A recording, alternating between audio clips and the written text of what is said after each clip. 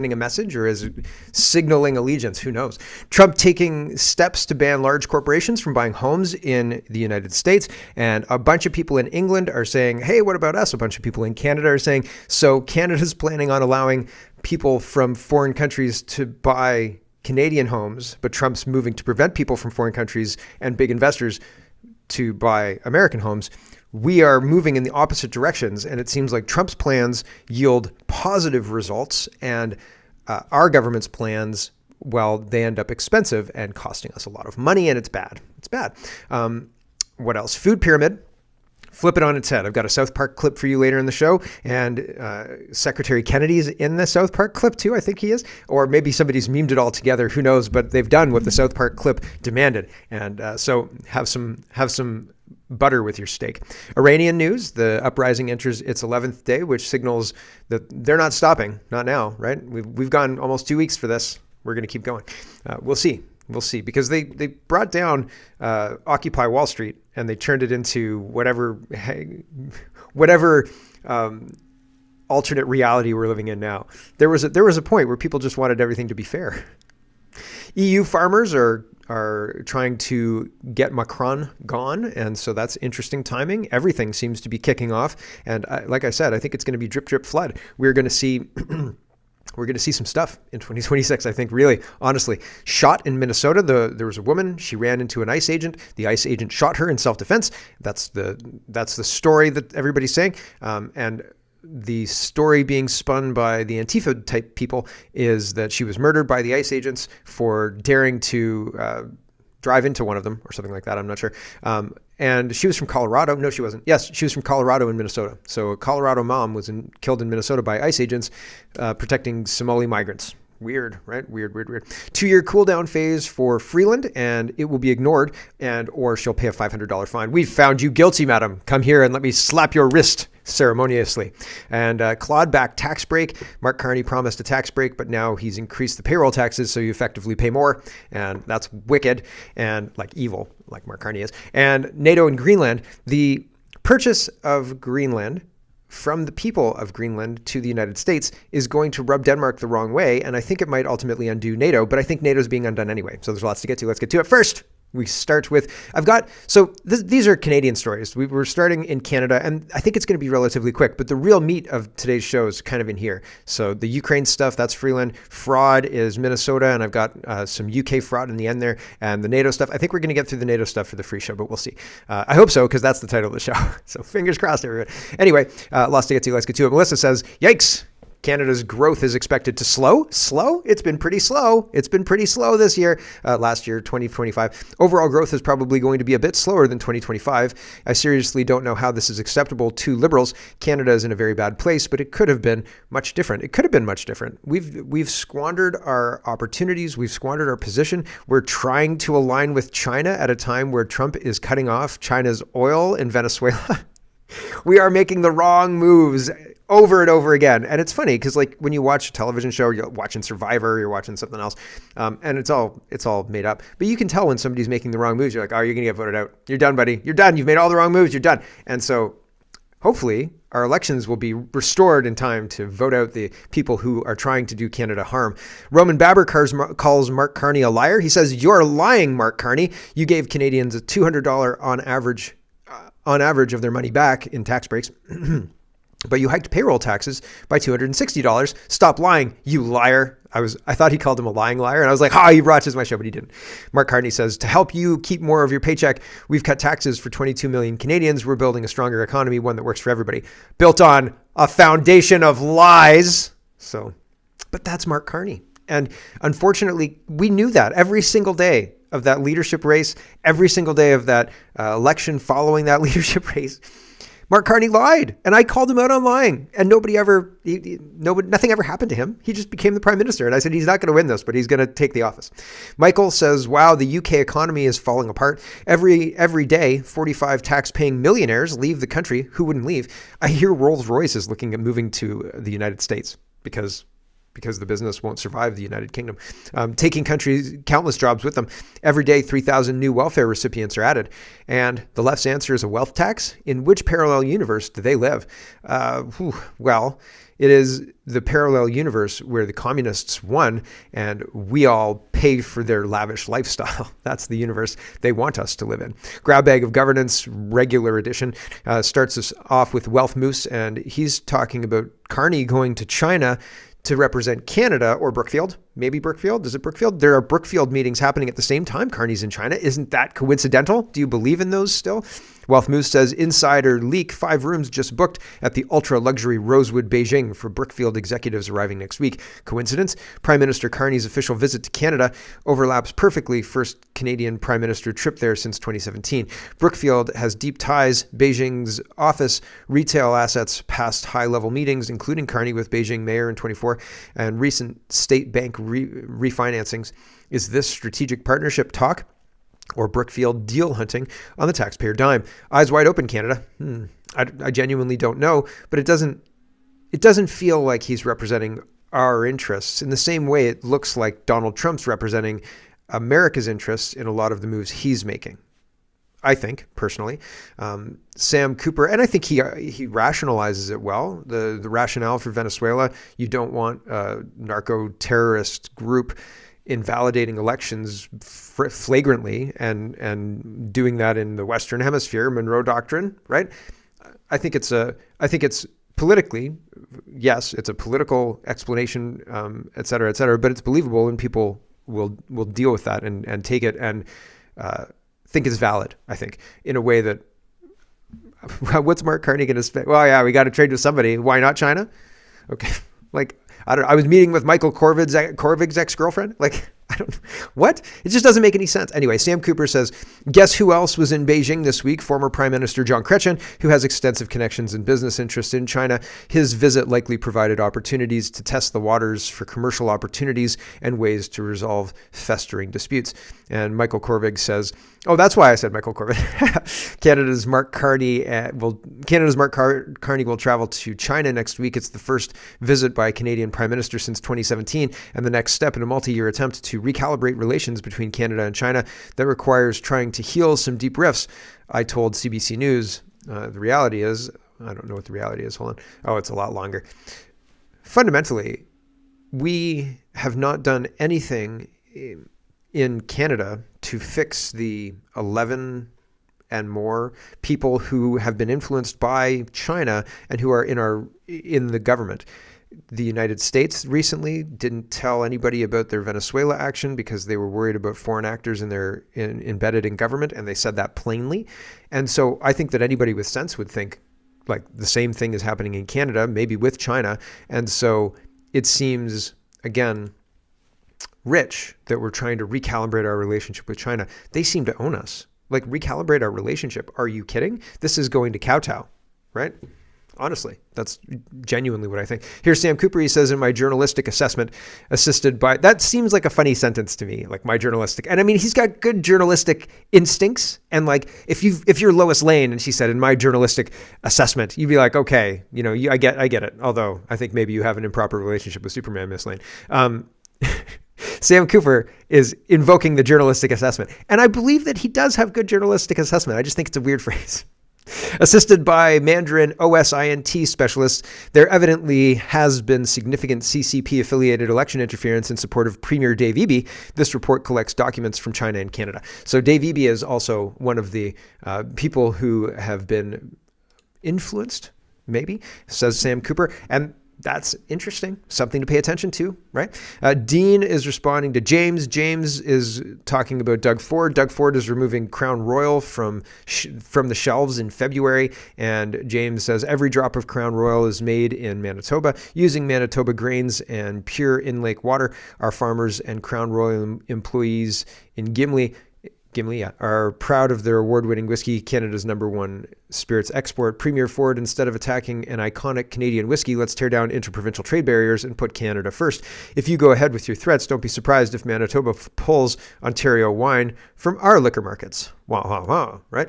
And so Dean says Crown Royal is proudly Canadian, made by Canadian workers with Canadian grain and exported to the world. Attacking our own producers helps no one. If the Premier wants to put Canada first, the fastest win is tearing down the interprovincial trade barriers that punish farmers, workers, and consumers alike. Let's not forget our world-class wine sector too. So Doug Ford is picking fights with the United States, is creating a situation where the trade negotiation is scuttled because of ads he put out, and now tearing down interprovincial trade barriers. We're going to start interprovincial trade wars. Rah, rah, rah. This doesn't make any sense. So it seems petty, it seems ridiculous, seems like a waste of time and money, and we should really focus up on producing things and not tearing down other people's products that people want to buy. So the whole thing is stupid, and I feel like our government is stupid. Jeffrey Rath says, standing room only in Didsbury tonight.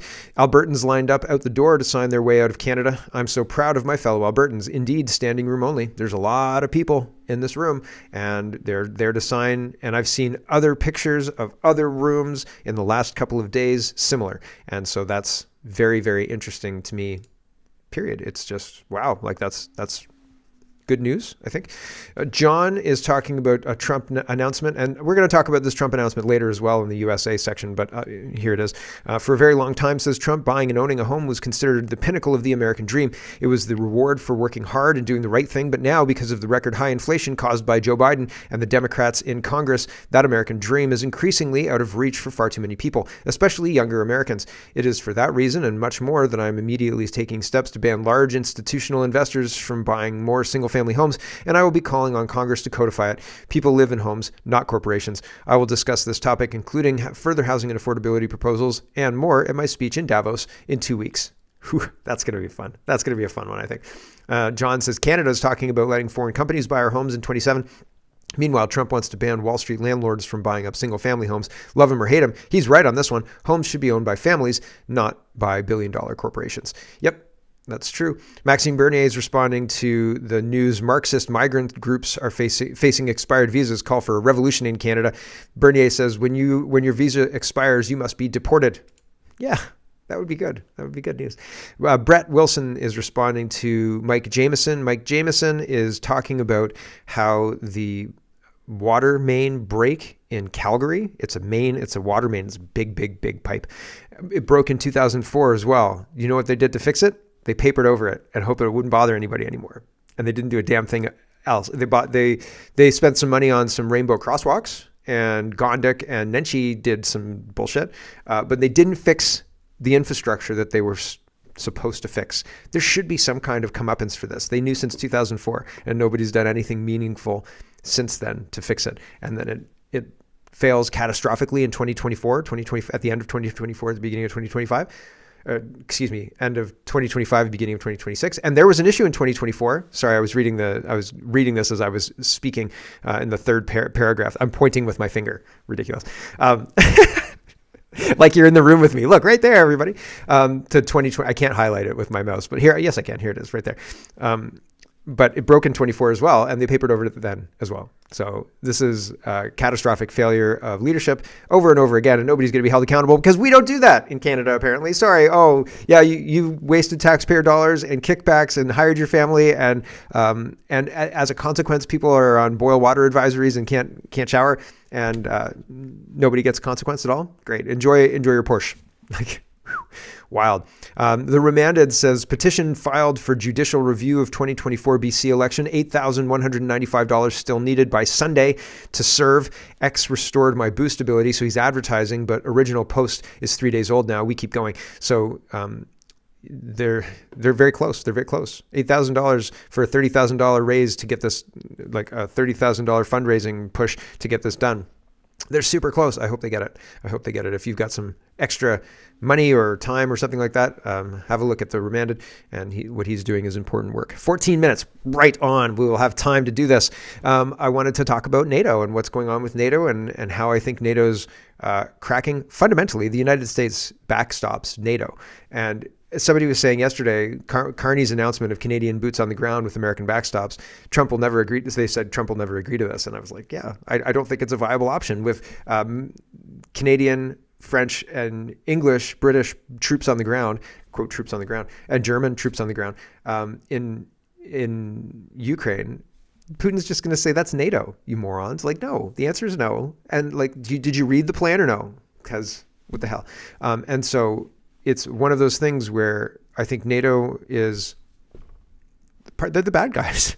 The G7 are the bad guys. Like, they're not a trustworthy bunch of people. These are a group of people who've been placed. They're puppets. They're doing what they're told, and what they're told is flood your country with migrants and go kill off your men in a Ukrainian trench. That's what they're being told. And you know what? I reject that. I'm not doing that. I'm not gonna go die in a Ukrainian trench. I'm not gonna let my brothers, sisters, aunts, uncles, cousins, and countrymen go and die in a Ukraine trench. It's not gonna effing well happen. And they can stop flooding our country with migrants as well. We need to stop this stuff. Like, no, it doesn't make any sense. So this is what's going on with NATO. And I think the catalyst for maybe what's going to push things into a NATO exists, doesn't exist kind of standoff is Greenland. And why do I think that? I'll explain right now. Pascal says, rumors say that Trump would offer $1 million US dollars per inhabitant in Greenland, and a substantial $10 billion US dollar for their national fund. How many Canadians would accept that deal? That's cheap.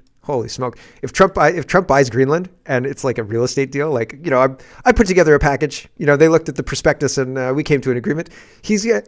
That's going to boost his ego. He's going to be like, this is totally my domain. What else can I buy? What else is for sale? What else looks a little run down that they're being ignored by their government and or country? Alberta? Where else can I buy? It's one of those things. When opportunity comes knocking, if you don't recognize it and you stay watching The Price is Right on the couch and you're like, they'll go away, right? But if you open the door, maybe it's that nurse from Ferris Bueller's Day Off. 0 Hour says, United States has reached a deal to purchase Greenland. Marco Rubio is working out the details. And then the readers, it's community noted, but this is forecasting. This is foreshadowing of what's coming. 0 Hour is the first to report this, but I believe this is going to be true. And the community note even kind of indicates that it's kind of true. There is no deal to purchase Greenland, says the community note, at the time of this tweet. Trump is actively discussing this offer, but there is no deal yet. Marco Rubio will be talking to Denmark next week, so no deal yet. No deal yet, says the BBC community note. Rosalert says, Denmark has issued a major warning saying it would shoot first and ask questions later if the U.S. military troops move to invade Greenland. I hope they don't shoot Marco Rubio, genuinely. Honestly, because he seems kind of fun, actually. He seems kind of like a fun guy.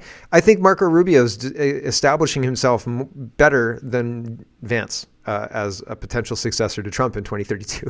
Sprinter Press says, NATO is done once the United States takes Greenland from fellow NATO member. Here's Tucker Carlson explaining what's going on with that. And I don't think he's far off. Oh, my computer is our enemy. If Russia is our enemy, we cannot survive a global conflict. Sorry.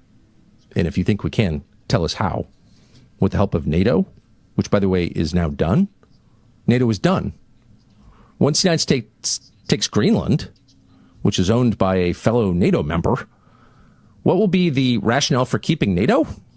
The whole illusion has shattered in the past 4 days. None of this is real, and now everyone admits it's not real, so it's time to start thinking about the next step. Putin is our enemy. There you go. And my computer is struggling, and there's too many. Hold on, there's too many tabs, so I have to delete the group. I had like 89 tabs or something like that this morning and down to 66 afterwards. So there you go. The world is winking at me. But it's interesting, the idea that if the United States takes Greenland, but it would be a land purchase, right? If you're looking at it through Trump's filter, it would be a land purchase, I think, and that's an interesting filter to look at it through, if you can possibly do that. It seems like my stream is working okay, but okay, my computer's really struggling. I'm going to have to do something about this. Eric is talking about Trump. President Trump just withdrew the United States from the United Nations Human Settlements Program, the UN entity for gender equality and the empowerment of women, and a massive list of 66 foreign organizations. I voted for this. Trump recently pummeled the UN, and this is from last year's UN speech, and we won't detour to watch it, but it's there if you're interested. Secretary Rubio is talking about the same thing. He says, today, President Trump announced the U.S. is leaving 66 anti-American, useless or wasteful international organizations. Review of additional international organizations remains ongoing. These withdrawals keep a key promise President Trump made to Americans. We will stop subsidizing globalist bureaucrats who act against our interests. The Trump administration will always put America and Americans first. So we should, in Canada, be listening to this, be paying attention to this, and make sure that we are not in a situation where we're funding this nonsense too, I think, right? Like, it would be irresponsible of us to continue funding that kind of stuff if we know about it, don't you think? I certainly think so. Dr. Leslyn Lewis says, a bill has been introduced in the U.S. Congress that would require the United States to withdraw from NATO and end all U.S. funding to the alliance. Do you see this as a signal of a deeper split within NATO or simply a domestic U.S. debate? Please read the bill below and let me know your thoughts on if this affects Canada as their closest neighbor. I think we're watching NATO fall apart in real time, and I think Canada is going to be reshuffled in the resulting chaos, and reshuffled maybe more like Guam than states. But I think Alberta will probably be a state because they're important with all that oil, right? But the rest of Canada, I don't know.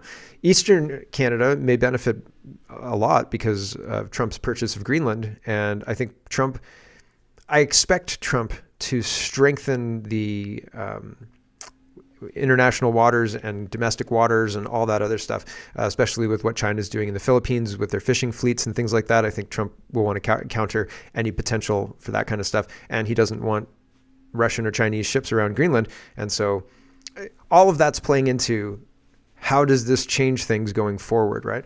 It's very interesting. Andy Lee says the United States has withdrawn from the United Nations University, citing it as determined that it is contrary to the interest of the United States to remain a member of, participate in, or otherwise provide support to it. Canadian taxpayers are sending it $20 million. So is that yearly? Probably. Absolutely, I think, unfortunately. Here is Bernie. She says, here you go. Exactly as I said yesterday, Denmark keeps Greenland poor through environmental and climate change legislation controlled by drip feeding a financial lifeline. They don't want Greenland independent because it could strike its own deals with whoever it chooses. Regular polls suggest 75 to 80% of Greenlanders want independence. So who are the EU and UK really fighting for? The people of Greenland or something else? And are we the good guys? No. We're the ones with the skulls on our costume here. Greenlanders use Trump threat to push for independence from Denmark. So they want to self-determine, and that's interesting. Che says Berlin has been living without electricity and heating for 5 days. Today's the 5th day of a large-scale power outage in Berlin. And officially, this is the longest power outage in the German capital since the Second World War. And yes, it's currently -6 degrees in the mornings, so people are freezing in their homes. According to the Berlin police, there have been an increase in burglaries, with robbers trying to break into people's homes or businesses, as well as robbing ATMs. The city's energy system was attacked, presumably by a left extremist group called Vulcan Group. I heard they were Antifa. They claim, I have to cough, so I'm trying to stop it until I'm done the show here. They claim to be fighting against the rich and climate change by destroying infrastructure. The mayor of Berlin has just confirmed that everyone who is affected by the power outage and registered in a hotel when there was still electricity will get their money back. The whole thing's crazy. And if this was a right-wing group, like if this was the guys in Australia doing something, the news would be screaming about it, but nobody's screaming about this. With that, we've got to say goodbye to the stream, and I've got a cough. So if you want the whole show, head over to CanadaPoly.com. If not, that's okay. I'll be around tomorrow. And for everybody else, we will